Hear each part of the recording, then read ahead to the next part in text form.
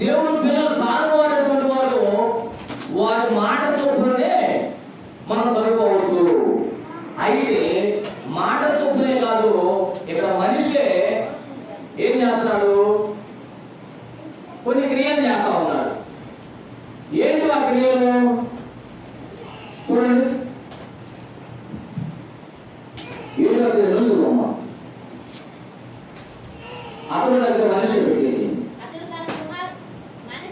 మనిషే తన కుమారుని అగ్నిగుండము దాటించి జ్యోతిష్యమును శకునములను వాడుక చేసి, అంటే ఈ మనిషి ఏం చేస్తున్నాడు, తన కుమారునికి ఏం చేస్తున్నాడు, అగ్నిగుండాలను దాటించడం. కొంతమంది చూసారా, చిన్న పిల్లలప్పుడే అగ్ని ఏం చేస్తారంటే వారుగా పోసి అగ్నిలో నడిచినా కూడా నడిచినా కూడా కాళ్ళు కావు కాబట్టి నడువు అని తమ పిల్లలకి నేర్పుతారు. వీడి వయసులో నేను ఎంత భక్తి చేశానంటే అగ్నిగుండాలు దాటాను నేను 40 రోజులు అలా చేశానని చాలా విషయాలు పిల్లలకు నేర్పుతూ ఉంటాం. ఇంతకుముందు నేను 40 రోజులు ఉపవాసం ఉండేవాడిని, లెండెన్ డేస్ పాటించేవాడిని. ఆ 40 రోజులు ఇంటికే రాకుండా ఒక మొత్తం నుంచి చర్చిలో పడుకునేదాన్ని. అలాగా తమ పిల్లలకి నేర్పుతా ఉన్నారు. మంచిదే, ఉపవాసం ఉండి 40 దినాలు చర్చిలో పడుకోవడం మంచిదే. ఆ 40 దినాల్లో మనం నోరు తిరిగితే ఎలా ఉంటుంది, లేకపోతే ఒక కలర్ బట్టలు వేసుకొని ఆ కలర్ బట్టలు 40 రోజుల తర్వాత తీస్తే మన బ్రతుకు ఎలా ఉంటుంది. ఇలాంటివన్నీ మనం గమనించినప్పుడు దేవుడు ద్వారా మన సంగతి ఏంటో జనానికి తెలిసిపోతే తెలుసుకోవాలా. ఇక్కడ ఏమవుతుందంటే అతను తన కుమారుని అగ్నిగుండం దాటించి జ్యోతిష్యాన్ని శకునాలను వాడుక చేస్తా ఉన్నాడు. యజ్ఞీకాండతోనూ సూర్యకాండతోనూ సాంగత్యం చేసిన ఆ ప్రకారం అతడు యెహోవా దృష్టికి చెడుతనం జరిగించుతూ ఆయనకు కోపం పుట్టించాను. ఇక్కడ మనం గమనిస్తే ఇక్కడ ఒక పదం వాడబడింది, ఏమని, వాడుక చేసి, అంటే వాడుక చొప్పున. మనం మేము దేవుడు వాడుక చొప్పున గురించి చేస్తాం. ఏం చేస్తాం గురించి చెప్పండి. వాడుక చొప్పున అంటే వాడుక చొప్పున అంటే అలవాటు చొప్పున, అవునా కదా. వాడుక చొప్పున అంటే అలవాటు చొప్పున. కొంతమంది ఏం చేస్తారు, ఇంట్లో పంపు లేదనుకోండి, వాటర్ లేదనుకోండి, నిద్ర మంచం మీద లెవగానే పోయి ఏం చేస్తారంటే ఒక పెన్ను తీసుకొని నీళ్లు తీసుకొచ్చుకోవడానికి పోతారు.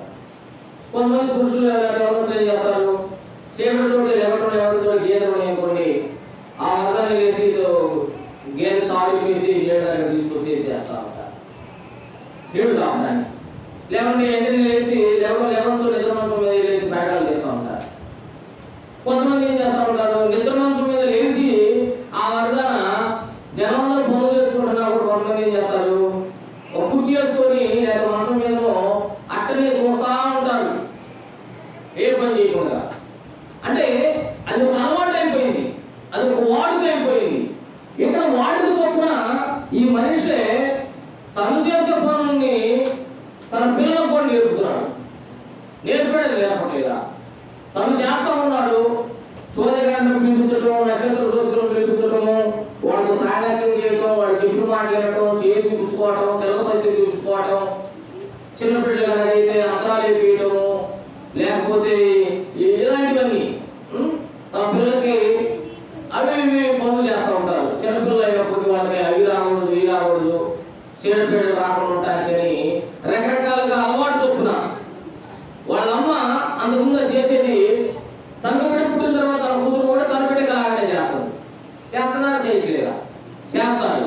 దేవుడు నమ్ముకున్నా కూడా వాటిని కొనసాగిస్తారు. అలవాటు చొప్పున మా నాన్న అలా చేశాడు, నేను ఎలాగ చేస్తున్నా, నా కొడుకు అలాగే చేయాలి. అటు వంశం పారంపర్యంగా అలవాటు చొప్పున మనం చేస్తా ఉన్నాం. ఈ అలవాటు చొప్పున చేసే దాంట్లో దేవునికి ఇష్టమైనది ఎంత ఉంది, దేవునికి ఇష్టం కాని ఎంత ఉంది. దేవునికి ఇష్టమైనదైతే దాన్ని ముందుకు కొనసాగించాలి, దేవునికి ఇష్టం కానిదైతే ఏం చేయాలి? దాన్ని వదిలేయాలి. ప్రియమైన దేవుని వారలారా, చూడండి ఒకసారి మనం చూస్తే లూకాసు వార్త 2వ అధ్యాయం, లూకాసు వార్త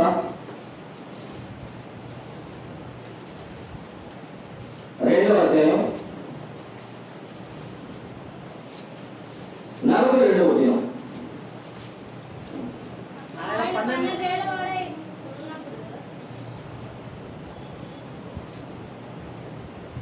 ఆయన 12 ఏళ్ల వాడై ఉన్నప్పుడు ఆ పండుగను ఆచరించుటకై వాడుక చొప్పున యెరూషలేముకు వెళ్ళేది. ఎక్కడ ఒక ఆయన ఉన్నాడు, ఎవరైనా ఎక్కడ ఒక ఆయన ఉన్నాడు, ఎవరైనా యేసుక్రీస్తు వారు. ఈ యేసుక్రీస్తు వారు ఏం చేస్తున్నాడు? చదువు. ఆయన 12 ఏళ్ల వాడి ఉన్నప్పుడు, అంటే 12 ఏళ్ళ పిల్లవాడప్పుడే యేసుక్రీస్తు వారికి వాడుక ఉంది.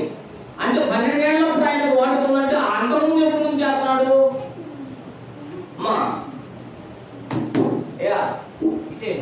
మీకోసమే చిన్నపిల్లల గురించి ఎక్కువగా ఈ విషయం, చిన్నపిల్లల గురించే. తన చిన్నప్పటి నుంచే వాడుక చొప్పున, అంటే యేసుక్రీస్తు వారు 12 ఏళ్ళ జీవితంలో తన వాడుక చొప్పున అన్నాడు. వాడుక చొప్పున అంటే అలవాటు చొప్పున. అలవాటు చొప్పున అంటే 12 ఏళ్ళప్పుడే ఇలా చేస్తున్నాడంటే అంతకుముందు ఎప్పటి నుంచో చేస్తున్నాడు కదా. వాడుకంటే కొద్ది కాలం చేస్తేనే వాడుతారంట, అదేనా? కొన్ని సంవత్సరాల నుంచి చేస్తూ ఉన్నదాన్ని వాడుక చొప్పున, అలవాటు చొప్పున అంట. అలాగే ఈయన 12 ఏళ్ళప్పుడే యెరూషలేముకు వెళ్ళి తన వాడుక చొప్పున. ఆ రోజుల్లో దేవుడు కొన్ని నియమాలు పెట్టేశాడు, కొన్ని పండుగలు పెట్టాడు. ఇప్పుడు కూడా చాలా మంది ముస్లిం సహోదరులు వాళ్ళ వాడుక చొప్పున, క్రమం చొప్పున కొన్ని పండుగలు చేస్తారు. ఒక పండుగ చేశారనుకో, ఆ పండుగకి ఏం చేస్తారు? వాళ్ళు ఉపవాసం ఉంటారు. ఇంకో పండుగకి ఏం చేస్తారు? పెద్దలందరిని పిలిచి వాళ్ళ పెద్దల్ని, వాళ్ళ కుటుంబాల్లో ఉన్న పెద్దలందరికీ సన్మానం చేస్తారు. ఇంకో పండుగను ఏం చేస్తారు? ఇంటికి ఒక పొట్టేలను లేకుంటే ఏదో దాన్ని చేసి ఆ చుట్టుపక్కల ఉన్న అన్ని జనులు మొత్తానికి భోజనానికి పిలిచి పెడతారు. అవి వాళ్ళకు వాడుక చొప్పు. ఆ వాడుక చొప్పున అవి చేస్తారు. కారణం ఏంటి? అది ధర్మశాస్త్రం, అంటే దేవుడు ఇచ్చినటువంటి ఆజ్ఞ. పాత నిబంధన కాలంలో దేవుడు కొన్ని ఆజ్ఞలను జారీ చేశాడు. ఎందుకని? కొన్ని ఆజ్ఞలు ఎందుకు జారీ చేశాడు అంటే, ఈ రోజుల్లో మందులు ఇవన్నీ వచ్చినాయి, జనము నాలెడ్జ్ పెరిగిపోవడం వల్ల కొన్ని వాడుక చొప్పున ఉండవు. పాత నిబంధన గ్రంథంలో ఒక స్త్రీ బహిష్ఠైనప్పుడు 5 రోజులు వాకిలి దాటి లోపలికి రాకుండా బయట పంచలోనో ఆ పక్కన ఒక సాప వేసి 5 రోజులను 9 రోజులను ఇంట్లో గడప దాటి అభివృద్ధి తిరగకూడదు, ఒక నిబంధన. ఎందుకని? అలాగ ఉండటం వల్ల ఆ సూక్ష్మ క్రిములు లాంటివి, ఆ బ్లడ్ లో వచ్చే సూక్ష్మ క్రిములు లాంటివి ఆ కుటుంబంలోకి, ఆ ఇంట్లోకి నడవడం వల్ల అవి అందరిలో ప్రవేశించి వ్యాధిని కలుగు చేస్తాయి, రోగాన్ని కలుగు చేస్తాయి.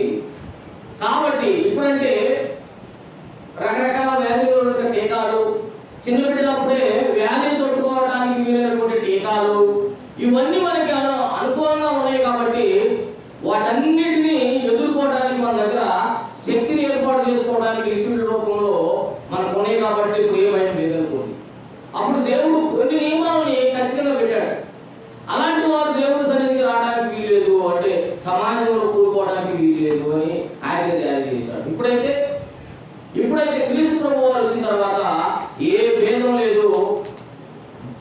ఈ దేశస్తుడని, ఆ దేశస్తుడని, ఈ కులమని, ఆ కులమని, స్త్రీ అని, పురుషుడని, గ్రీకు దేశస్తుడని, యూదుడని ఏ భేదం లేకుండా ఇశ్రాయేలు ప్రజలకే దేవుడుగా అన్ని జనులు కూడా దేవుడిగా పరిగణించబడడానికి ఈ నూతన నిబంధన కాలంలో ప్రతి ప్రాంతానికి, దేశానికి, ప్రతి మనిషికి, స్త్రీకి, పురుషుడికి, చిన్నబిడ్డలకి, పెద్దలకి తేడా లేకుండా అంత సమాంతరం తీసేశాడు. అయితే ఇప్పుడు మీరు దేవుడు ద్వారా ఇప్పుడు మనం గమనిస్తే ఈయన 12వ ఏళ్ళు అయినప్పుడు ఆ పండుగను ఆచరించుటకై వాడుకు చొప్పున వారు యెరూషలేముకు వెళ్ళిరి. ఆ దినములు తీరిన తర్వాత వారు తిరిగి వెళ్తుండగా బాలుడైన యేసు యెరూషలేములో నిలిచెను. అంటే బాలుడు అంటే చిన్న పిల్లగాడు. బాలుడని ఉన్నట్టారు అంటే పసిపిల్లలు కాకుండా కొంచెం ఎదుగుతూ అంటే 12 సంవత్సరాలు కాసుకొని అటు ఇటుగా ఉన్నటువంటి వారు బాలుడు అంటారు. 18 సంవత్సరాలు వస్తే ఎక్కువ వయసు కలిగినటువంటి వారు అంటే ఎక్కువ వయసుకు వచ్చారు, ఎవరు ప్రాయానికి వచ్చారు అంటారు. అలా బాల్యంలోనే అంటారు వాడు తీసేసుకున్నాడు. అక్కడ మనం మనిషి అని చూస్తే ఏం చేస్తున్నాడు? మనిషి అనే కాక తన కుమారుడు కూడా వాడుక చొప్పున ఇలాంటివన్నీ ఆచారాలు, నక్షత్ర సూచకాలు ఏం చేస్తాం మనం? బ్రాహ్మణ దగ్గరికి వెళ్ళేసి మంచి శకునాలు చూసి ఆ డేట్ నిర్ణయించి ఆ డేట్కే పాస్టర్ చేత పెళ్లి చేపిస్తాం చెప్పాం. ఏమండి, మీరు ఎంతసేపు అయినా వాక్యం చెప్పుకోండి, ఎంతసేపు అయినా ప్రార్థన పెట్టండి, మీకు నచ్చినట్టు చేయండి, తాళి మాత్రము 12 గంటల 1 నిమిషానికి కట్టాలండి. 4 గంటలు 3 నిమిషాల కల్లా పెళ్లి అయిపోవాలండి. ఈలోపు మీకు ఏం కావాలంటే ఎంత ఖర్చు అయినా పర్లా, మీరు ఏదైనా చేసుకోండి, మీకు ఏం కావాలంటే చేసుకోండి. ఆ టయానికి మాత్రము అన్నం ముట్టియాలండి. చేస్తున్నా చేయలేదా? ఆ టయానికి అన్నం ముట్టియాలండి, ఆ టయానికి పెళ్లి చేయాలండి. ఇప్పుడు మీరు దేవుడు వల్ల వీళ్ళు ఏం చేస్తున్నారు? ఇది యాడ్ నుంచి వచ్చింది. యాడ్ నుంచి వచ్చిందంటే వీళ్ళు వాళ్ళ నాన్న దగ్గర నేర్చుకున్నాడు. ఆయన ఏం చేసాడు? వాళ్ళ నాన్న దగ్గర నేర్చుకున్నాడు. వాళ్ళ నాన్న దగ్గర నేర్చుకుని ఏం చేస్తే, నాన్న దగ్గర నేర్చుకుని ఏం చేస్తే మనం కూడా సత్యం చేయలేకపోతే మన నాన్న చేసింది కూడా మనం చేస్తాము, మనం చేసింది కూడా మన పిల్లలు చేస్తారు చేయాలి. కారణం ఏంది? వాడుకు చొప్పున, అలవాటు చొప్పున ఆదివారం వచ్చేసింది. ఆదివారం రాగలనే ఎవరి పనులు వాళ్ళు ఏమాత్రం అయిపోతారు. మైకు పెట్టి పాడగలనే మాత్రం గుర్తుకొచ్చింది. ఆ రోజు మాత్రం ఇవాళ ఆదివారం మనం టైం 11 గంటలకు కదా చర్చికి వెళ్ళాలి, మరి అందరికంటే ఈ రోజు నేను ముందుగా వెళ్ళాలి, ముందుగా వెళ్ళి దేవుడి సన్నిధిలో ఏదో ఒకటి నా వంతు నేను చేయాల్సినటువంటి పరిస్థితి నేను చేయాలి. అసలు ఇవన్నీ అనుకుంటాం. మనం వినగానే జరిగిందేమో జరిగిపోయింది, వచ్చే వారం నుంచి పర్ఫెక్ట్ గా నేను రావాలి అనుకుంటూ ఉంటాం. దేవుని సన్నిధిలో ఆయన మాటలు వినగానే భయం వచ్చింది. ఆ భయం రాగానే ఏమనుకుంటాం? వచ్చే వారం నుంచి పర్ఫెక్ట్ గా నేను చేయాలి అనుకుంటాం. అనుకొని ఈ వారం గడిచిపోయి ఈ వారంలో పొందుబాటులో అలవాటు పడిపోయి ఏం చేస్తామంటే మర్చిపోతాం. మైకు పెట్టి ఆరం ప్రార్థన చేయగానే గుర్తొచ్చింది. అప్పుడు చేతి ముందు చిన్న చిన్న పనులు ఉంటాయి, అవన్నీ పనులు చేసుకొని స్నానం చేసుకుని వచ్చేసరికి ఆరాధన పాట అయిపోవాలా. కానీ ప్రియమైన దేవుని వల్ల ఇది అలవాటు చొప్పున మనం చేస్తాం. అలాగని దేవుని వ్యతిరేకించాలని కాదు, దేవుడు అంటే భయం లేక కాదు. ఎన్నిసార్లు చెప్పినా మరి బుద్ధి లేని వాళ్ళు అలా అయిపోతారు అని అనిపించినా ఏదో అలవాటు చొప్పున అలా అయిపోతా ఉంది. ప్రియమైన దేవుని వల్ల మనకు ఆదివారం తెలుసు, దేవుని సన్నిధి తెలుసు, వాడుకు చొప్పున అలవాటు అయిపోతా ఉంది. ఎక్కడైనా చూస్తే 12 ఏళ్ళు వెళ్ళినప్పుడే వాడుకు చొప్పున ఏం చేస్తున్నాడు? యెరూషలేముకు వెళ్ళి ఇప్పుడు మనం ప్రార్థన చేసుకోవడం అంటే మన ఇంటి పక్కన ఇప్పుడు ప్రార్థన ఉంది, లేకపోతే కొంతమందికి దూరం అయితే ఊళ్ళో నుంచి ఇక్కడ రావాలి, లేకపోతే ఇక్కడ నుంచి ఊళ్ళోకి పోవాలి. ఇంకా రాకపోతే ఇక్కడ నుంచి నష్టపేట పోవాలి 10 కిలోమీటర్లు, ఇంకా ఆవరణ సొంతపేట పోవాలంటే ఇంకో 10 కిలోమీటర్లు పోవాలి. ఎటు తిరిగినా ఒక 20-30 కిలోమీటర్ల లోపే మనకి ఆరాధన ఉంది. మనకు మనసు ఉంటే మన ఇంటి పక్కనే ఉంటుంది. అయితే మేము దేవుని వల్ల ఎంత దూరమైనా పర్లా కానీ ప్రేమ దేవుని వల్ల ఆ రోజుల్లో ఆ పండుగను ఆచరించాలంటే వాహనాలు లేవు, బండ్లు లేవు, టైం పెట్టుకుని అరగంట ప్రయాణమే కదని ఖచ్చితంగా 29 నిమిషాలు 30 నిమిషాలు కదా మనం వెళ్తాం కాబట్టి 1 నిమిషమే తగ్గింది. ఆ నిమిషం మనం ఫాస్ట్గా పోతే మనం చేరుకోవడం అనుకోవచ్చు. కానీ ఆ రోజుల్లో అలా కాదు. ఆ రోజుల్లో ఎలా కొన్ని 100 మైళ్ళు, కిలోమీటర్లు అన్నప్పుడు మనం అనుకుంటున్నాం. అప్పుడు మైళ్ళు అంటే కిలోమీటర్న్నర, అట్లా 20 మైళ్ళు, 30 మైళ్ళు, 50 మైళ్ళు దూరం ముందుగానే వారం రోజులు సరిపడా ధాన్యాలని వాటిని సిద్ధం చేసుకొని గాడిదల మీద వాటిని వేసుకొని స్తోమత ఉన్నోళ్ళు గుర్రాల మీద ఎక్కి, స్తోమత లేని వాళ్ళు ఆ గాడిద మీదనే చిన్నగా పోతా, అవి కూడా ఒప్పుకెళ్ళిన వాళ్ళు నడిచిపోతా కాలి బాటన. మనకలా ఇప్పుడులా రోడ్లు లేవు, ఆ ముళ్ళ తుప్పల్లో కూడా కాలి బాటన ఎరుసలేము నడిచి వెళ్ళాలి. ఆ క్రమం చొప్పున అలవాటు చొప్పున అందరూ అక్కడికి వెళ్ళిపోవాలి. వెళ్ళిపోయి మార్గంలో పొద్దుకోగానే ఒక చోట ఉండి అక్కడ ఆహారం వండుకొని పుల్లు సింహాలు వస్తున్నాయని కూడా భయం లేకుండా అక్కడ వండుకొని తిని ఏదో ఒక చెట్టు కింద పడుకొని మళ్ళీ అక్కడ ప్రయాణాన్ని 15 రోజులు, 20 రోజులు, నెల రోజులు ప్రయాణం జరిగించి అక్కడికి వెళ్ళేసి ఆ అలవాటు చొప్పున ఆడ కూడుకోవాలి. ఆ అలవాటు చొప్పున దేవునికి అక్కడ కృతజ్ఞతలు చెల్లించాలి. అంత కష్టమైనా సరే వాళ్ళ పనులను విడిచిపెట్టుకొని దేవుని కొరకు కొంత సమయాన్ని కేటాయించేసి అంత శ్రమపడి భక్తిని వాళ్ళు కొనసాగించారు. అలాగే దేవుని ద్వారా ఇక్కడ మనం చూస్తే క్రీస్తు ప్రభు వారు 12 ఏళ్ళ వీడప్పుడేనంటే 5-6 సంవత్సరాల నుంచే లేదా 2-3 సంవత్సరాల నుంచే వాడు చొప్పున చిన్న బిడ్డలయ్యేప్పటి నుంచి దేవుని వల్ల ఇప్పుడు మనం చాలాసార్లు చెప్పుకున్నాం. కొంతమంది దేవుని పిల్లలు అయినటువంటి వారు 5-6 నెలలు వచ్చిన తర్వాత తల్లి గారి పిల్లగాని చర్చికి రాదు. కొంతమంది 8వ నెలనే అప్పుడింట్లో ఉన్నటువంటి పిల్లగాడిని లేదా పిల్లల్ని తీసుకొని దేవుని సన్నిధికి వచ్చేవాళ్ళు ఉన్నారు. ఆ 9వ రోజు 11వ రోజు నీళ్లు పోసేసి ఆ మరుసటి రోజు నుంచి దేవుని సన్నిధికి తీసుకొచ్చేవాళ్ళు ఉన్నారు. దేవుని ఒక అలవాటు, ఆ అలవాటు నువ్వు కలుగు చేస్తే కుటుంబ యజమానుడుగా నువ్వు లేక తండ్రిగా నువ్వు ఏ వయసులో ఉన్న తండ్రిగా నువ్వు ఒక అలవాటు చేస్తే ఆ అలవాటుని నీ పిల్లలు కూడా అలవాటు అయిపోయింది. అలవాటు చొప్పున ఇవి జరుగుతూ ఉన్నాయి. ఇంకా చూడండి, మనం ఒకసారి మనం చూస్తే ఇదే లోక సువార్త 4వ అధ్యాయం చూడండి, 16వ వచనం.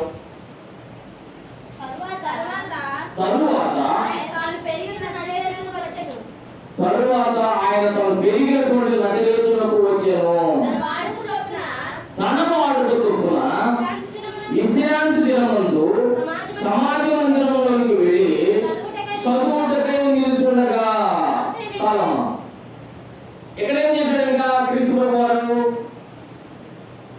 తాను పెరిగినటువంటి నజరేతుకు వచ్చాడు. అక్కడ ఏం చేశాడు? అక్కడ యెరూషలేముకు వెళ్ళాడు. ఇక్కడ ఏం చేశాడు? వయసు వచ్చేసింది, ఇంకో ప్రాంతానికి వచ్చేసాడు. వచ్చిన తర్వాత ఏం చేశాడు? సమాజ మందిరంలోకి వెళ్ళి దేవుని వల్ల నిన్న ఒక విషయం జరిగింది మాకు బాపట్లలో. ఏ విషయం జరిగింది? బాపట్ల అంటే దగ్గరగా ఒక 89 కిలోమీటర్లు. 89 కిలోమీటర్లు కదా మా 89 కిలోమీటర్లు కదా.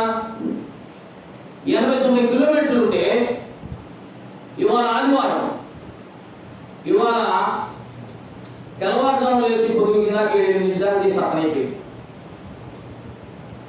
నేనేమన్నానంటే నేను ఒక వాటికి చేయిపోయా. ఏ వాటికి చేయిపోయాను? అయ్యా 89 కిలోమీటర్లు మనం వెళ్ళి మళ్ళా రేపు రావడం చాలా ఇబ్బందికరమైన పరిస్థితి, చాలా ప్రయాణం ఉంది. కాబట్టి మనం తెల్లవారుజాములు వేసి 9 దాకా పనిచేసి ఫ్రెష్గా స్నానం చేసి, ఇక్కడ చాలా మందిరాలు ఉన్నాయి బాపట్లలో, ఏదో ఒక మందిరానికి వెళదాం. ఏదో ఒక మందిరం క్రీస్తు సంఘం అంటే ఈ భూమి మీద ఏడైనా ఆయనదే కదా. ఆయన సంఘంలో ఏడైనా కూడుకోవచ్చు కదా. మనం వెళ్ళి ఇక్కడ కూడుకుందాము. అక్కడ అన్నోళ్ళు ఎవరో ఒకళ్ళు, కిరణం లాంటి అన్నోళ్ళు ఎవరో ఒకళ్ళు వస్తారు, ఈరోజు కోరికను జరిగిస్తారు. వాళ్ళు అక్కడ దేవుని సంఘంలో కూడుకుంటారు, మనం ఇక్కడ దేవుని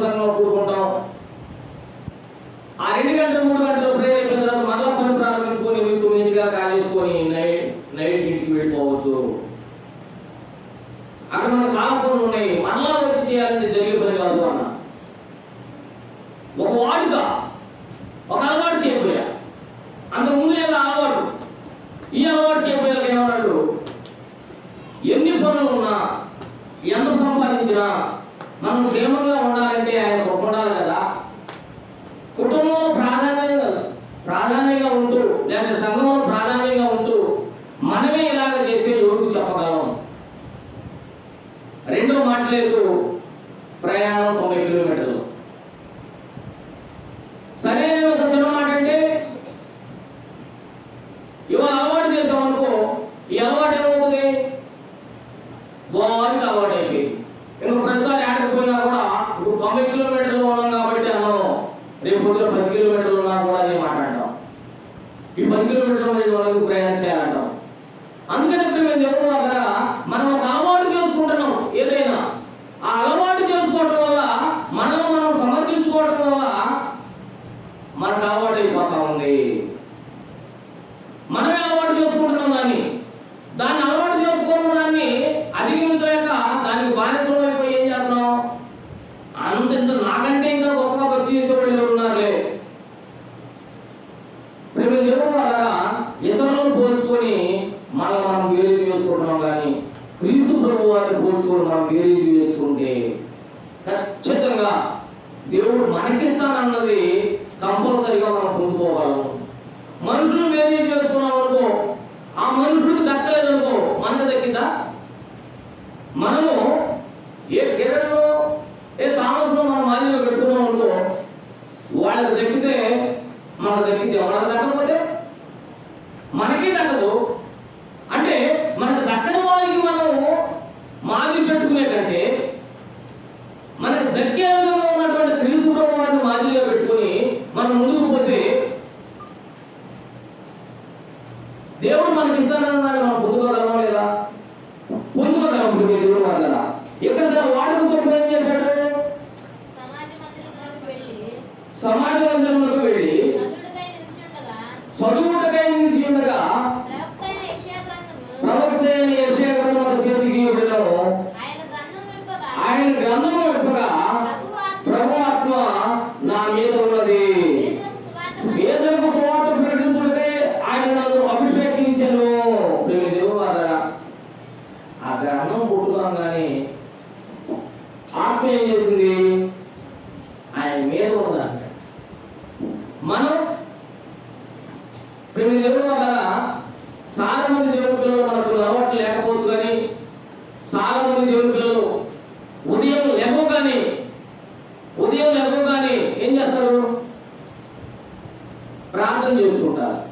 కొంతమంది ఏం చేస్తారు తెలుసా, ప్రార్థన చేసుకుని 2 అధ్యాయాలను చదువుకోకుండా ఇంట్లోంచి బయటికి పోరు, ఏ పని ముట్టుకోరు. మరి ఆలస్యమైనప్పుడు తప్పితే చాలా మందిని మనం చేయం. కానీ ఉదయం లేవగానే ప్రార్థన చేసుకున్న తర్వాత చదువురానటువంటి వాడు ఉన్నారనుకో, సెల్లులో ఒక చిన్న వాక్యాన్ని పెట్టుకోను లేదా ఒక చిన్న పాట పెట్టుకొని నేను చదువు వచ్చినటువంటి వారు 2 అధ్యాయాలు కంటిన్యూ చేస్తూ బైబిల్ ఒక దగ్గర నుంచి ప్రారంభిస్తూ అలవాటు చొప్పున వాడుకు చొప్పున రోజుకి 2 అధ్యాయాలు చదవాలి. ఇంటికాడి ఖాళీగా ఉన్న రోజు 4 అధ్యాయాలు చదవాలి. ఇంకా తేలిక దొరికినప్పుడు 10 అధ్యాయాలు చదవాలి. అట్లా బైబిల్ని నేను 2 సార్లు చదివానండి. బైబిల్ ఈ చివరి నుంచి ఆ చివరి దాకా 4 సార్లు చదివానండి.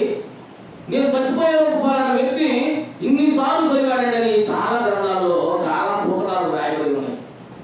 అలాగే దేవుని పిల్లలైనటువంటి వారు చాలా మంది 16 సార్లు 18 సార్లు 30 సార్లు చదివినటువంటి వారు కూడా బైబిల్ గ్రంథాన్ని ఈ చివరి నుంచి ఆ చివరికి 30 సార్లు చదివినటువంటి వారు ఉన్నారు.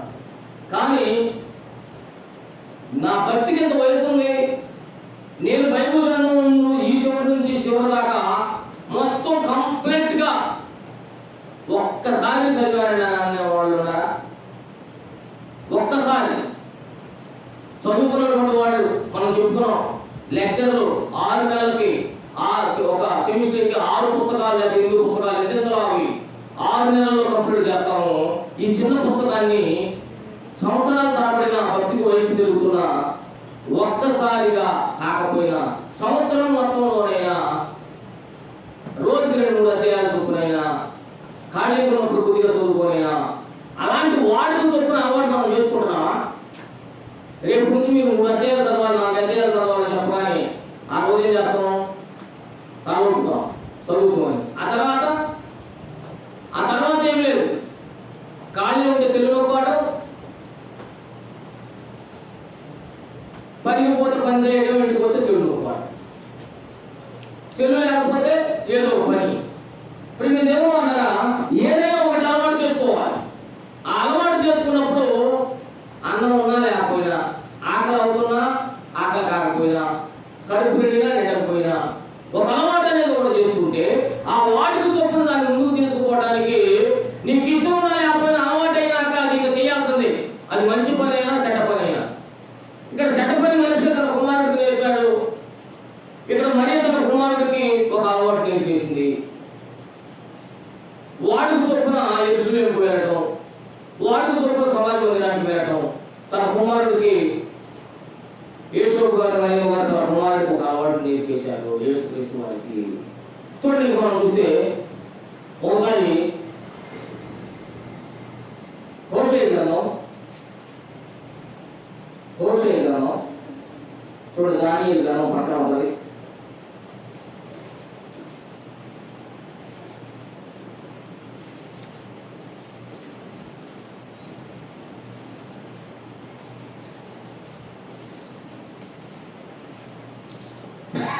నాలుగో అధ్యాయం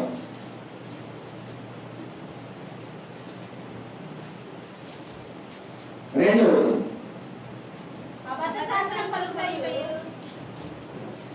అబద్ధ సాక్ష్యము పలుకుటయు, అబద్ధమాడుటయు,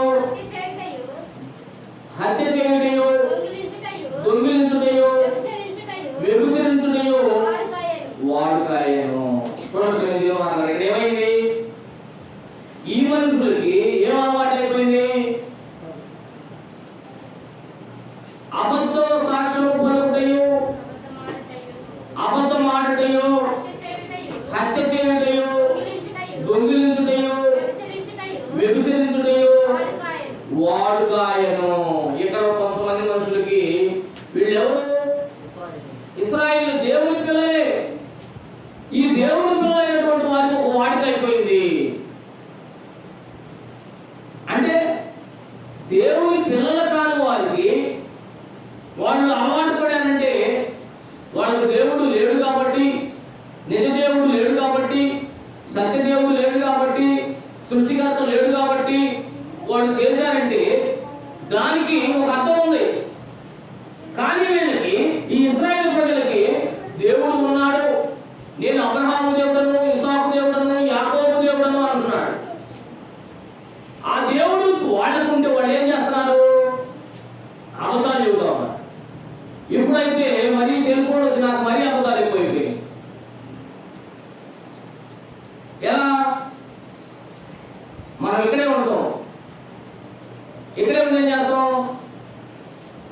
నేను దగ్గరలోనే ఉన్నాను ఇంట్లో, ఇంకా రాకపోతే ట్రాఫిక్ జామ్ అయింది అంటాం. అంటున్నాం, ఎన్ని అబద్ధాలు ఆడుతున్నాం? దేవుడు పిల్లైనటువంటి వాళ్ళే. ఇదేమవుతుంది? వాడుక, అలవాటు అయిపోతుంది. అలవాటు అంటే ఒకసారి ఆడేవాళ్ళకు అయ్యో దేవుడు కోపగించుకుంటాడేమో, దేవుడు మనం కోల్పోతామేమో అని అనిపించి, రెండోసారి అనగానే ఏముంది చచ్చిపోయే లోపల సరిచేసుకోలేకపోతున్నారా, వాడు పోయాక నేను పర్వాలకు వెళ్ళలేనట్టవా, ఇంకా చాలా చిన్న వయసే ఉండగా, నేను ఇప్పుడే చచ్చిపోనుగా. ప్రేమ దేవుడు అన్నారా? ఒక వ్యక్తిని నేను అడిగాను, అయ్యా దేవుడు నమ్ముకోవచ్చుగా అంటే, నువ్వే వయసులో నమ్ముకున్నావు అన్నాడు. అయ్యా నేను నమ్ముకునే వయసుకు వచ్చేసరికి దగ్గర 30 సంవత్సరాలు వచ్చినాయి అన్న. ఓ నేను 35 సంవత్సరాలు వచ్చాక నేను దేవుడు నమ్ముకోనైనా ఏంటి, నా వయసు ఇప్పుడు 20 ఇంకా 15 సంవత్సరాల తర్వాత కదా నేను నమ్ముకోలేనా? నువ్వు 35 సంవత్సరాల తర్వాత నమ్ముకోలేదా ఏంటి?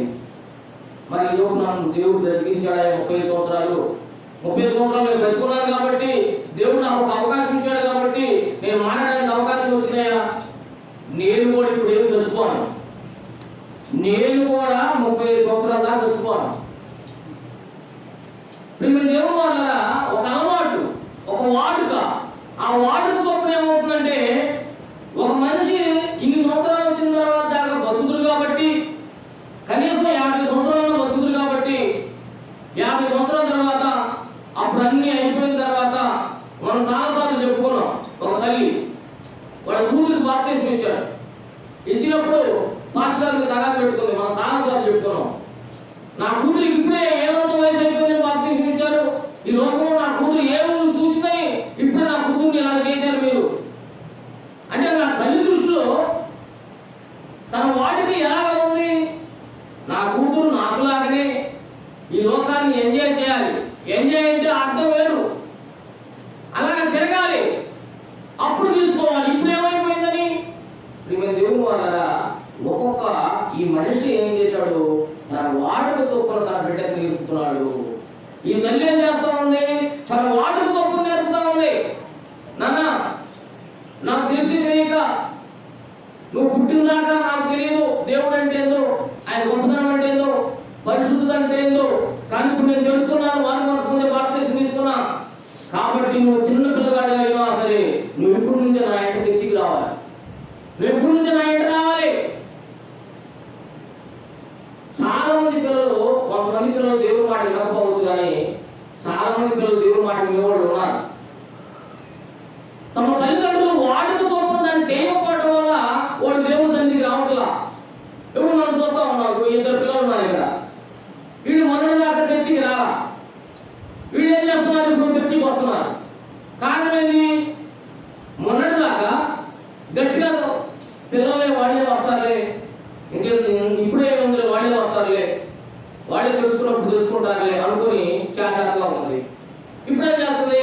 కావున మీరు ఇప్పటి నుంచే చిన్న పిల్లలుగా ఉన్నప్పుడే వాళ్ళు నడవలసిన ప్రభావం నడవాలి అని నేను విన్నాను. కాబట్టి నువ్వు ఇప్పటి నుంచే రావాలి అని చెప్పేసి అలవాటు చేస్తే ఉంటుంది.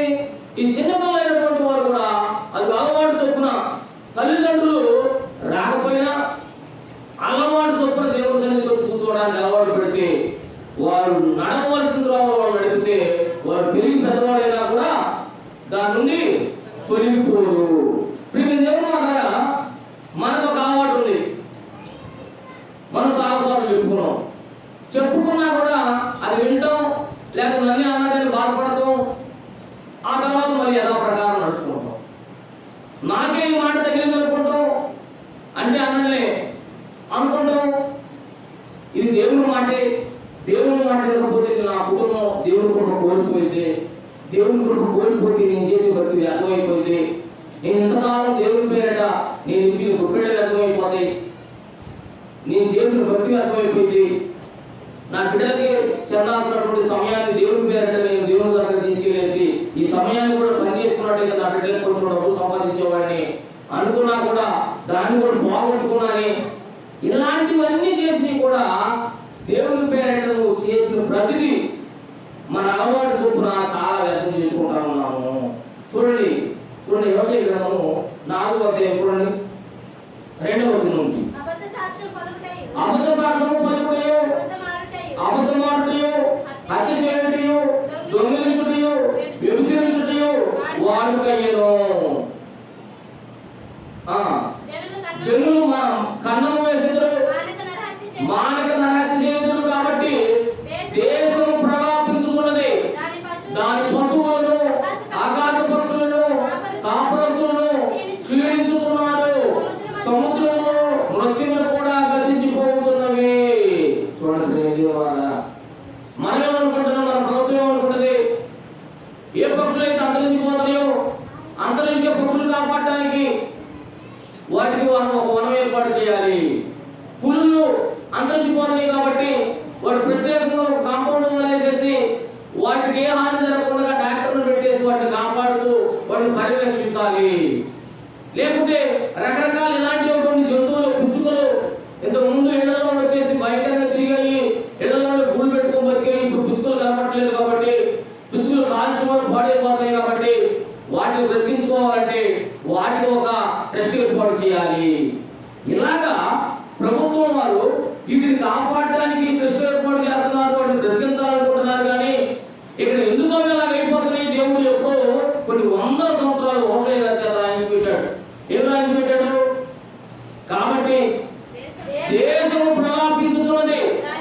దాని పశువులను ఆకాశ పక్షులను కాపరక్షులను క్షీణించుతున్నాడు. సముద్రం అర్థములు కూడా గతించిపోతుంది. ఒకప్పుడు కనబడినటువంటి సముద్రంలో ఉన్నటువంటి మత్స్యాలు, చేపలు, రకరకాల కొన్ని వేల రకాలైనటువంటివి కూడా అవి కనపడకుండా గతించిపోతున్నాయి. ఒకప్పుడు మేము చిన్నపిల్లలకు బాగా ఉండేవి అనుకుని చెప్పుకునే పరిస్థితుల్లోకి ప్రాణులు, రకరకాల జీవరాశులు కూడా నశించిపోతా ఉన్నాయి. కారణం ఏంది?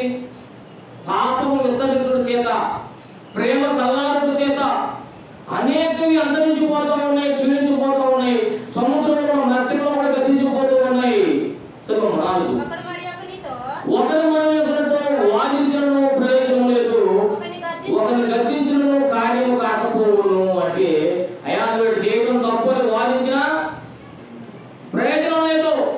మాకు తెలుసులే పోవాయా అంటున్నాం మనమే. నాకు తెలుసులే అంటున్నాం. తండ్రికి అడిగితే తండ్రి కల్లే గుడ్లు ఎరదేసి చూసే పరిస్థితులు. కారణం ఏంటి ప్రేమ దేవుని వాళ్ళరా? ఎందుకంటే నువ్వే నీ చేతలానే వాడుకు చేసేసావు నీ బిడ్డకి. ఆ వాడుకు చేయడం వల్ల ఏమంటాడు? ఏదో చెప్పగానే మానెత్తుకొని ఎదురు తిరిగి చూస్తున్నాడు చూడలేదా? ప్రేమ దేవుని వాళ్ళ కారణం ఏంటంటే వాళ్ళకు నువ్వే వాడుకు చేసావు. దేవుడు అంటే ఏందో, దేవుడు గొప్పతనం అంటే ఏందో, ఈ భూమి అంటే ఏందో, ఆకాశం ఏందో, అందులో సమస్తం అంటే ఏందో, నిత్య లోకం అంటే ఏందో వాడికి నువ్వు తెలియజేయాలా. వాడిని విశ్వసించే విధంగా నువ్వు వాడికి చెప్పలేదు. అందుకే వాడు అలా అయిపోతా ఉన్నాడు. చూడండి ఒకసారి మనం చూస్తే, చూడండి కౌశీకుల దానికంటే ముందుగా చూడండి మార్కు సువార్త 3వ అధ్యాయం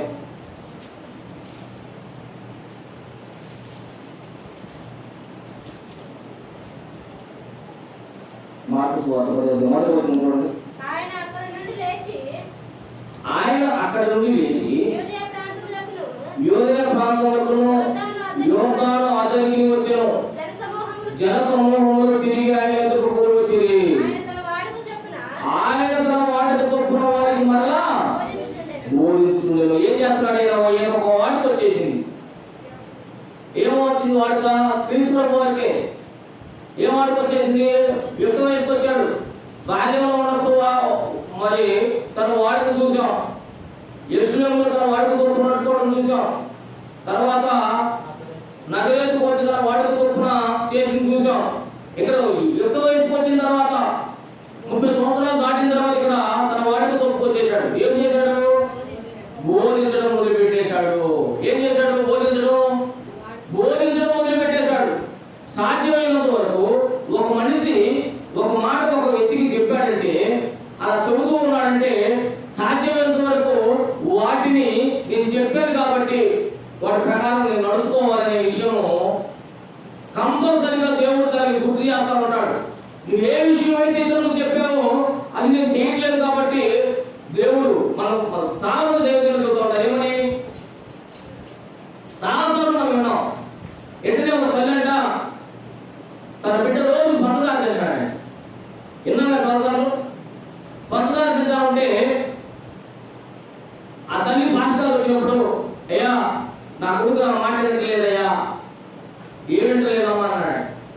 ఏమిటి లేదంటే ఏం లేదయ్యా, వాడికేమో ఆయాసం ఉబ్బసం ఉంది, అయినా రోజు ఇంత పంచదార తింటాడయ్యా, నేను ఎంత చెప్పినా వింటలేదయ్యా అని దేవుడితో చెప్పినాడు తల్లి. సరేనమ్మా నేను చెబుతానని వెళ్తున్నాడట. వెళతా మరి ఇంకోసారి వచ్చాడట. మళ్ళీ వారానికి వస్తాడుగా. మళ్ళా తల్లి తన బిడ్డ బాగా చెప్పుకుందట. మళ్ళీ తన బిడ్డ బాగా చెప్పుకున్నట్టే సరేలేమో చూపాలేమో అన్నాడట. పిల్లగా ఆడే ఉన్నాడు, తల్లి అయినా ఉండదు, మాస్టర్ ఆడే ఉన్నాడు. అతను చెప్పలేదా? మళ్ళీ వెళ్ళిపోయాడట. అంటే 4-5 సార్లు వస్తూ వెళుతూ ఎన్నిసార్లు చెప్పినా కూడా ఈ పాస్టర్ తన కొడుకు చెప్పలేదట. నీవేం పాస్టర్ అయ్యా, ఇన్ని రోజుల నుంచి అడుగుతున్నా, ఇన్ని వారాల నుంచి అడుగుతున్నా, నా కొడుకు ఈ విధంగా చేస్తున్నాడు, ఒక్క మాట చెప్పాయా, నువ్వు చెబుతున్నా ఎక్కడేమో నేను ఆలోచన చేసి నీకు చెప్పి నీకు మొరపెట్టుకుంటే ఒక్క మాట నా కొడుకు చెప్పలేకపోతున్నావు, నువ్వేం పాస్టర్ అయ్యా అంటున్నాడు. ఆ తర్వాత కొన్ని వారాల తర్వాత వచ్చాడంట. వచ్చేసి అప్పుడు చెబుతున్నాడు, అయ్యా అప్పుడు ఆ తల్లి అడగల నా కొడుకు చెప్పమని. అయినా కూడా వచ్చేసి మాస్టర్ గారు అభ్యర్థి చూస్తున్నాడంట, నాన్న ఇలా పంచదార తినకూడదయ్యా, ఆరోగ్యం చెడిపోయింది, జలుబు చేస్తుంది, గుండె నీరు చేస్తుంది, అదే ఆయనకి ఉపశమనం లాగా అయిపోద్ది, నెమ్ము చేరుద్దయ్యా అప్పుడు చూస్తున్నాడు. అదేంటండి నేను 10 వారాల నుంచి దొరుకుతుంటే చెప్పలేదు కానీ ఇప్పుడు వచ్చేసి ఏదో తెగ చెబుతున్నావు అంటున్నాడు. అతను ఎవరేమన్నాడు రాష్ట్ర గారు,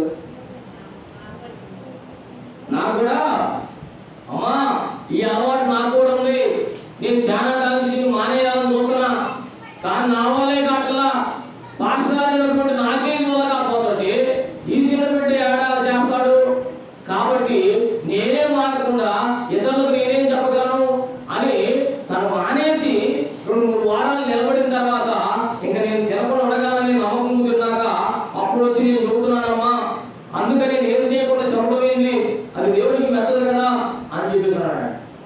అలానే దేవుని వల్ల చాలా సందర్భాల్లో మనం బోధించడం ప్రారంభించినప్పుడు సాధ్యమైనంత వరకు వాటిని మనం చేయకుండటానికి సాధ్యమైనంత వరకు ఏదో ఒక దేవుని హెచ్చరిక ద్వారా మనం సరి చేసుకోవడానికి అవకాశం ఉంది.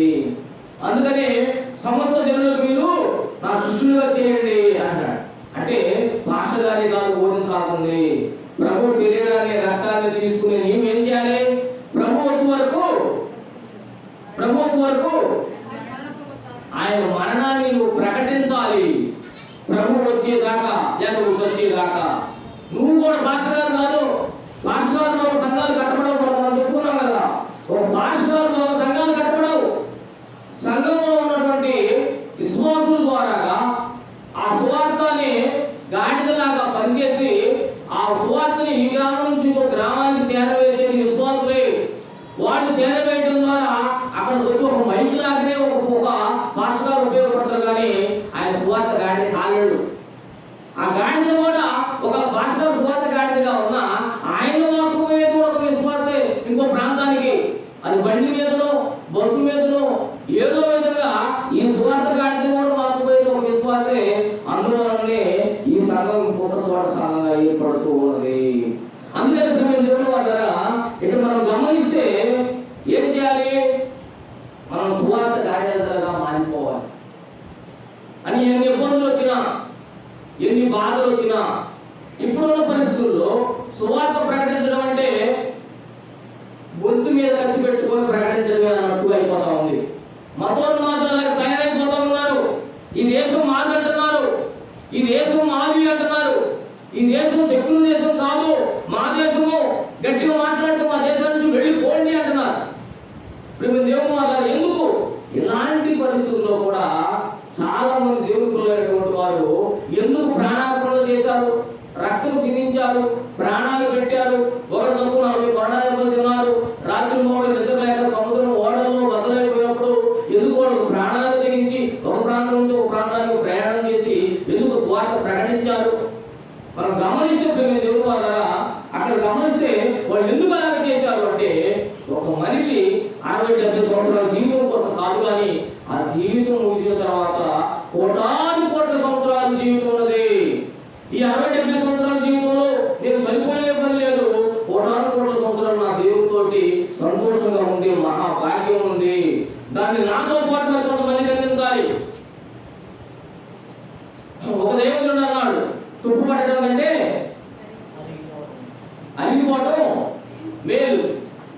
మనం చచ్చిపోయేది ఖచ్చితంగా. అది ఒక ఇనుని ఒక వస్తువుగా చేసి ఆ వస్తువును వాడుతూ ఉంటే అరిగిపోయి ఎప్పుడుకో అది అంతరించిపోయి, కానీ అదే ఇనుపు వస్తువుని ఒక చోట పడేస్తే అది కాలుష్యం వలన, ఈ వాతావరణం వలన, లేకపోతే మట్టి వలన ఏదో ఏదో తుప్పెక్కేసి వాడే వస్తువు ఎన్నాటికి అరిగిపోయిందో ఖాళీగా ఉన్న వస్తువు అప్పటికే అయిపోయిందంట. అంటే 2 జీవితాలు ఒకటే, వాడినా అన్నాడు పనిచేసింది, వాడకపోయినా అన్నాడే ఉంటుంది. వాడి అరిగిపోయి తన జీవితాన్ని ఉపయోగపెట్టి అది చనిపోవడం మంచిది కదా. అలానే దేవుడు మనకి ఇచ్చిన దినాలు దేవుడు నమ్ముకున్నా నమ్ముకోకపోయినా, చర్చికి వచ్చినా రాకపోయినా, ఆ వ్యభిచరించి అబద్ధాలాడి నరహత్యలు చేసినా ఏం చేసినా దేవుడు నీకు ఇచ్చిన దినాలు నువ్వు పడుతూ నీకు ఇచ్చిన దినాల్లో నువ్వు దేవుడు చెప్పినట్లుగా నడుచుకొని ఆ తర్వాత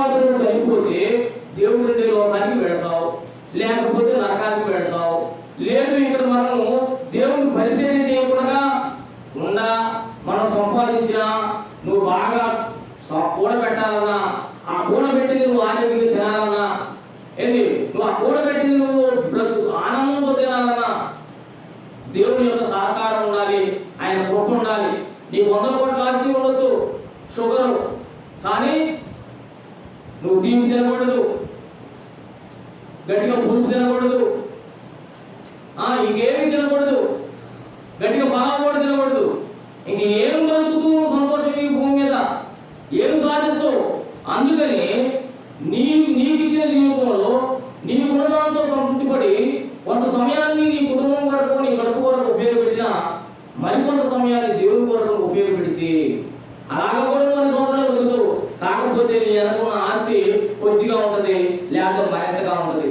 మరింతగా ఉన్నా కొద్దిగా ఉన్నా అది నువ్వు అనుభవించడానికి నీకు ఆరోగ్యం కావాలి. కాబట్టి దేవుని వల్ల ప్రసంగి గారు అంటున్నారు, నువ్వు సంపాదించింది నువ్వు తృప్తిగా తిని సంతోషంగా బ్రతకాలన్నా కూడా నీకు దేవుని కృప కావాలి. దేవుని కృప లేకుండా ఈ భూమి మీద ఏ మనిషి ఎంత ఆస్తి ఉన్నా, ఎంత బలగం ఉన్నా, ఎంతమంది సహోదరులు ఉన్నా కూడా, ఎంతమంది భార్య పిల్లలు, ఎంతమంది బలగం ఉన్నా కూడా నువ్వు సంతోషంగా ఉండలేవు. ఆయన కృప లేక ఈ భూమి మీద ఏ మనిషి కూడా సంతోషంగా ఉండలేడు. కాబట్టి ఏం చేయాలి? నువ్వు ఆయన సన్నిధికి వచ్చిన నీవు ఏదో నీ వరకు నువ్వు కాదు, కానీ నువ్వు తుప్పు పట్టకుండా అరిగిపోయే విధంగా ఉండాలి. అంటే అనేకులకు బోధకునిగా నీవు ఉండాలి, అనేకులకి సువార్తను ప్రకటించాలి. అందుకని యుక్త వయసు వచ్చేసరికి క్రీస్తు ప్రభువు ఏం చేశాడు? తన వాడుకు చొప్పున బోధించడానికి అలవాటు పడ్డాడు. మనం మన వాడుకు చొప్పున బోధించడానికి అలవాటు పడతామా? ఇప్పుడు దాని చెప్తే మనం అనుకుంటారేమో, లేకపోతే వాళ్ళు పెద్దవాళ్ళు గొప్పవాళ్ళు వాళ్ళని చూసి ఏంది ఈ తక్కువ జాతి వారి దేవుని ప్రకటిస్తున్నారు అని అంటే సిగ్గుపడాల్సి వస్తుందేమో, లేకపోతే మతోన్మాదులు ఇలా ప్రకటిస్తూ ఉంటే ఏమైనా చేస్తారేమో.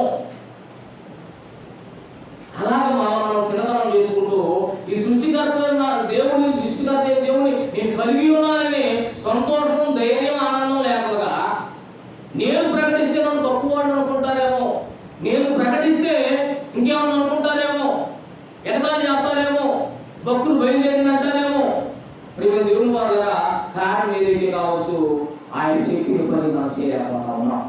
చూడండి, చివరిగా మనం చూసుకొని ముగించుకుందామండి. చూడండి, లూకా సువార్త 22వ అధ్యాయం. లూకా సువార్త 22వ అధ్యాయం.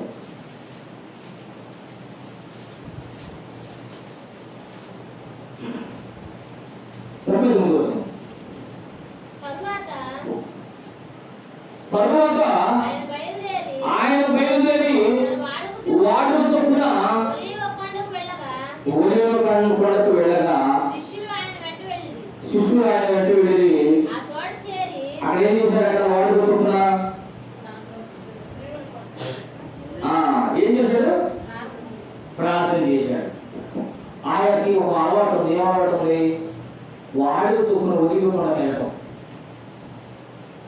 వాడికి చొప్పున ఒలీవ కొండకి వెళ్ళేసి ప్రార్థన చేసుకోవడం ఆయనకు ఒక అలవాటు ఉంది. తన శిష్యులు కూడా తీసుకువెళ్ళాడు, వాళ్ళు కూడా ప్రార్థన చేసుకోమంటా ఉన్నారు, ఆయన ప్రార్థన చేసుకుంటున్నాడు. మరి మనకు అలవాటు ఉందా? వాడికి చొప్పున వాడుక అనేది దేవుని వల్ల ఏదైనా ఒక దాన్ని వాడుక చేసేస్తే, అలవాటు చేసేస్తే అది మనకి ఈజీగానే ఉంటుంది.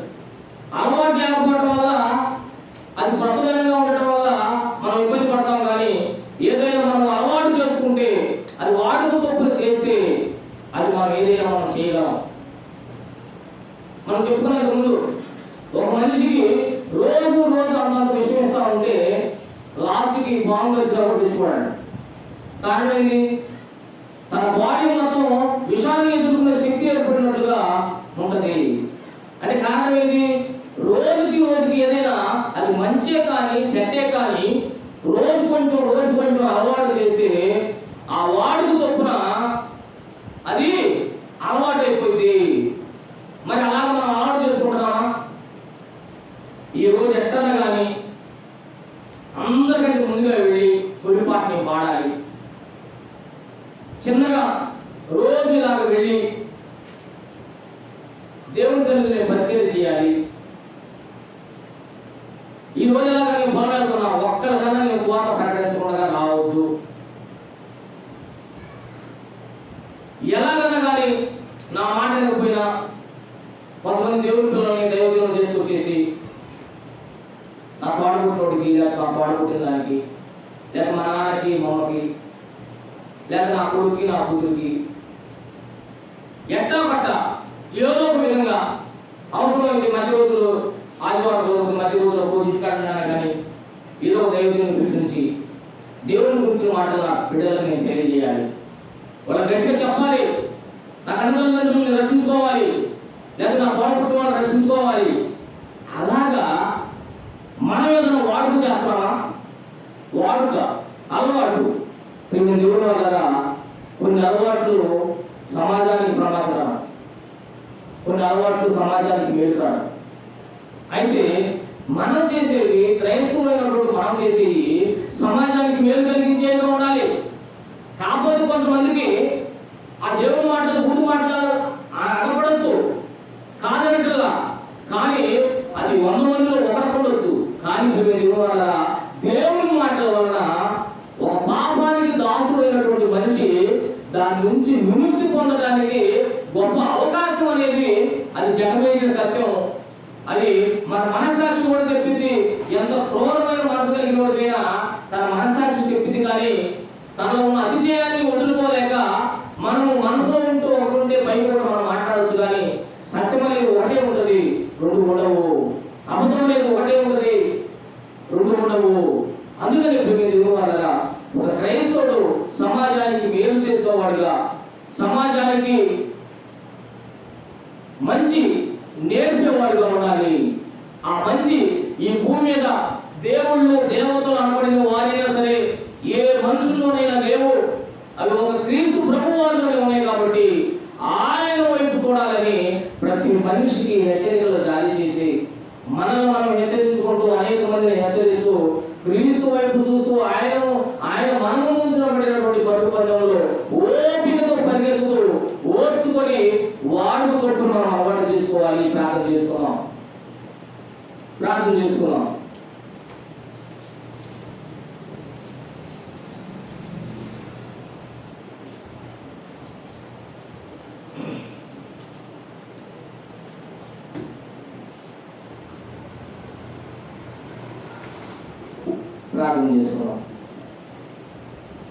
స్తోత్రములు దేవా, మహాపరిశుద్ధుడా, మీకు ప్రేమైనటువంటి మా ప్రియకరలో ఉంచండి దేవా.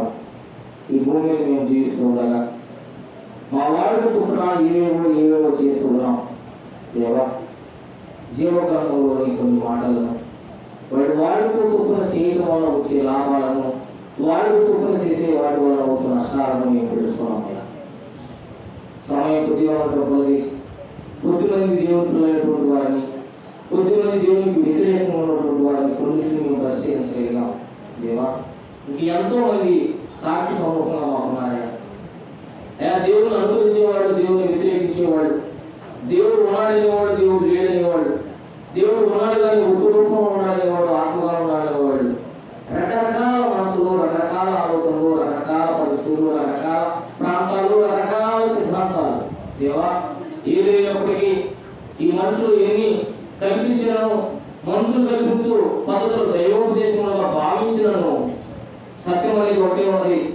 ఆ సత్యం బహు దూరంగా లోతుగా ఉన్నదని మీ లేఖనాలు తెలుసుకోవగా ఆ బహు దూరంగా లోతైనగా ఉన్నటువంటి ఆ విషయాలను ఈ సంఘమనే పాఠశాలకు మేము వస్తూ దాంట్లో విషయాలను తరబీదుపడుతూ మీ బిడ్డలుగా రూపాంతరం చెందుతూ మాలో ఉన్నటువంటి ఒక్కొక్క మచ్చలు, డాగులు తీసి పడేసుకొని బయటకు పారేసుకొని పరిశుద్ధమైనదిగా మేము దాన్ని సరి చేసుకోవడానికి క్రీస్తు ప్రభువును మాకు ఇచ్చిన మాదిరి చొప్పున వాక్యం ద్వారా మేము కనబడుటకు, శుభ్రపరచబడుటకు, పరిశుద్ధపరచబడుటకు మాకు నల్లను తీసుకోవడానికి దేవా ఈ సంఘమనే పాఠశాలలో అయా పెద్దలకడే వచ్చి మీ సన్నిధిలో గడపడము భక్తి హీనులతో 1000 దినాలు ఉన్నటువంటి శ్రేష్టమైనదని మేము ప్రతి మాట వింటూ ఉండగా జ్ఞాపకం చేసుకోడయా. ఈ మాటలు విన్న మేము ఎక్కడ ఆ మాటను బట్టి తొలగిపోకుండా ఆ మాటలు మా మనసులో భాషికంగా ఉంచుకొని మేము పడుకున్నప్పుడు, లేచేటప్పుడు, కూర్చున్నప్పుడు, నడిచేటప్పుడు మేమే కాక మా బిడ్డలకు తెలియజేస్తూ, మా ప్రాంతం వారికి తెలియజేస్తూ, అనేక మందికి నీ పిల్లలైనటువంటి దైవజనులకు తెలియజేస్తూ, అనేక మందిని మీ మాటలు బోధించేవారుగా, మీ మాటల ప్రకారం నడుచుకునేవారుగా, అనేక రాజ్యానికి వారసులు ఉన్నట్లుగా మా వంతు ప్రయాసం మేము పడేవారుగా ఉంటూ సహాయం చేయండి తండ్రి. మీకు వందనాలు, స్తోత్రములు. జ్ఞాపకం చేసుకునేగా విస్తారమైన మాటలు దోషం ఉండదు, మానవుని లేఖనాలు చూడగా మాట్లాడిన మాటల్లో ఏమైనా దోషం ఉంటే దయతో క్షమించమని, అయా దోషపు మాటలు విన్నా బిడ్డలు వాటిని తీసివేసుకొని ఒక స్పాంజి ఏ విధంగా డస్టులు తీసి పడేసుకొని నీరును మాత్రమే పీల్చుకుంటుందో అదే విధంగా బిడ్డలైనటువంటి వారు కూడా ఈరోజు సత్యవాక్యాన్ని మాత్రం హృదయంలో ఉంచుకొని అవసరమైన వేస్టుని బయటకు పడేసుకొని మీ బిడ్డలుగా తప్పిది పొందుతూ అనేక రాజ్యానికి వారసులుగా సహాయం చేయాలి. రక్షణ బిడ్డలకు రక్షణ దయచేయండి. రక్షింపబడిన బిడ్డలంతా వరకు సభ్యులకు సహాయం చేయమని ఈ శబ్ద యంత్రం ద్వారా వెళ్తున్న బిడ్డలు కూడా జ్ఞాపకం తీసుకుని మీ కుటుంబ భద్రపరిచి దీవించి ఆశీర్వదించమని దేవా ఆయా నిత్య రాజ్యానికి వారసులయ్యే భాగ్యాన్ని కలుగు చేయమని సమస్త ఘనత మహిమ ప్రభావాలు మీరే పొందుకోవడమని అక్కడ కుటుంబాన్ని తిరిగి లేచిన క్రీస్తు యేసు పేరుకి ప్రార్థన అడుగుతున్నాము తండ్రి. ఆమేన్. మీకు అప్పకూడదని ప్రభు పొందితే ప్రభు యేసుతో అప్పకూడదని ఒకరు తెలుసుకుని ఇప్పుడు కాస్త తెలిసి దాన్ని తెలిసి ఇది మీ కొరకే నా శరీరం జ్ఞాపకం